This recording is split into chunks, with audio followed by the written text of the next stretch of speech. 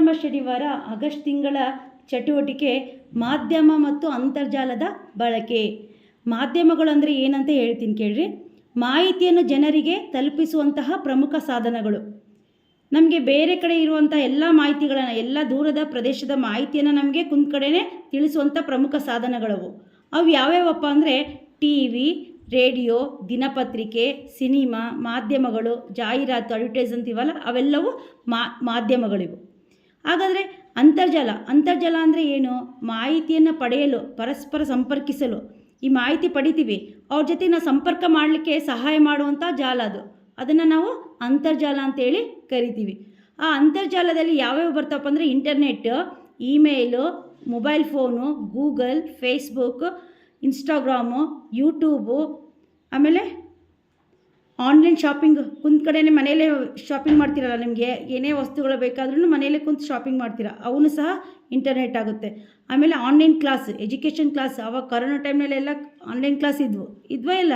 ಈಗೂ ಕೆಲವೊಂದು ಕಡೆ ಆನ್ಲೈನ್ ಕ್ಲಾಸೇ ನಡೆಯುತ್ತೆ. ಇವೆಲ್ಲವೂ ನಮಗೆ ಇಂಟರ್ನೆಟ್ ಮೂಲಕ ಸಹಾಯ ಮಾಡ್ತವೆ. ಹಾಗಾದರೆ ಸುರಕ್ಷಿತವಾಗಿ ನಾವು ಇಂಟರ್ನೆಟ್ಟನ್ನು ಯಾವ ರೀತಿಯಾಗಿ ಬಳಕೆ ಮಾಡ್ಬೋದು? ಕೆಲವೊಂದು ಸಲ ನಮ್ಗೆ ಅದರಿಂದ ಅಪಾಯನೂ ಆಗುತ್ತೆ. ಹಾಗಾಗಿ ನಾವು ಅದನ್ನು ಎಷ್ಟು ಸುರಕ್ಷಿತವಾಗಿ ಕಾಪಾಡ್ಕೋಬೇಕು ಇಂಟರ್ನೆಟ್ನ ಅಂತ ಹೇಳ್ತೀನಿ. ಪಾಸ್ವರ್ಡ್ಗಳನ್ನು ಯಾರೊಂದಿಗೂ ಹಂಚ್ಕೊಳ್ಬಾರ್ದು. ನಮ್ಮಲ್ಲಿರೋ ಮೊಬೈಲಲ್ಲಿರುವ ಯಾವುದೇ ಪಾಸ್ವರ್ಡನ್ನು ಯಾರಿಗೊಂದಿಗೂ, ನಮಗೆ ಪರಿಚಯ ಇಲ್ಲದೆ ಇರುವಂಥ ಯಾರ ವ್ಯಕ್ತಿಗಳ ಜೊತೆಗೂ ಶೇರ್ ಮಾಡಬಾರ್ದು. ಆಮೇಲೆ ಅಪರಿಚಿತರೊಂದಿಗೆ ಚಾಟ್ ಮಾಡಬಾರ್ದು. ಬೇರೆ ಯಾರೋ ವ್ಯಕ್ತಿಗಳು ನಮ್ಮ ಜೊತೆಗೆ ಇದ್ದರೆ ಅವ್ರು ಮೆಸೇಜ್ ಮಾಡಿದ್ರೆ ಅದಕ್ಕೆ ನಾವು ರಿಪ್ಲೈ ಮಾಡಬಾರ್ದು. ನೆಕ್ಸ್ಟ್, ಅಪರಿಚಿತ ಲಿಂಕ್ಗಳನ್ನು ತೆರೀಬಾರ್ದು. ಯಾವುದೋ ಒಂದು ಲಿಂಕ್ ಬಂತು ಮೊಬೈಲ್ನಲ್ಲಿ, ಅದನ್ನು ತೆರೆದ ತಕ್ಷಣ ಮುಟ್ಟಿದರೆ ನಮ್ಮಲ್ಲೆಲ್ಲ ಮಾಹಿತಿಗಳು ಅವ್ರಿಗೆ ಶೇರ್ ಆಗುತ್ತೆ. ಹಾಗಾಗಿ ಅಪರಿಚಿತ ಲಿಂಕ್ಗಳನ್ನು ಶೇರ್ ಮಾಡಬಾರ್ದು, ಅಂದರೆ ತೆರೀಬಾರ್ದು ಅದನ್ನು. ಸಮಯದ ಮಿತಿಯಲ್ಲಿ ನಮಗೆ ಅವಶ್ಯಕತೆ ಇರುವಾಗ ಮಾತ್ರ ಇಂಟರ್ನೆಟ್ನ ಬಳಸಬೇಕು. ರಾತ್ರಿಯೆಲ್ಲ ಕುಂತು ಅದನ್ನೇ ಇಂಟರ್ನೆಟ್ ನೋಡ್ಕೊತ ಇದ್ದರೆ ಕಣ್ಣೆಲ್ಲ ಹೋಗುತ್ತೆ. ನೆಕ್ಸ್ಟ್, ವೈಯಕ್ತಿಕ ಮಾಹಿತಿಗಳನ್ನು ಹಂಚಿಕೊಳ್ಬಾರ್ದು. ನಮ್ಮ ಪಾಸ್ವರ್ಡು, ಆಮೇಲೆ ಲಾಕು, ಅದನ್ನು ಬೇರೆ ಯಾರ್ದೋ ಅಪರಿಚಿತ ವ್ಯಕ್ತಿಗಳಿಗೆ ಹೇಳಬಾರ್ದು.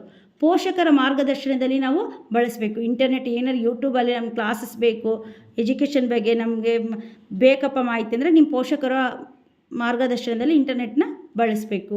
ಇಂಟರ್ನೆಟ್ಟಿಂದ ನಾವು ಏನೇನು ನೋಡ್ಬೋದು? ಶೈಕ್ಷಣಿಕ ವಿಡಿಯೋಗಳನ್ನು ನೋಡ್ಬೋದು, ಅದರಲ್ಲಿ ಕ್ಲಾಸ್ ಕೇಳ್ಬೋದು, ಪಾಠ ನೋಡ್ಬೋದು. ನಮ್ಮ ಶಾಲೆ ವಿಷಯಗಳಿಗೆ ಸಂಬಂಧಪಟ್ಟಂಥ ಅನೇಕ ಚಟುವಟಿಕೆಗಳನ್ನು ಯೂಟ್ಯೂಬ್ನಲ್ಲಿ ನಾವು ನೋಡ್ಬೋದು.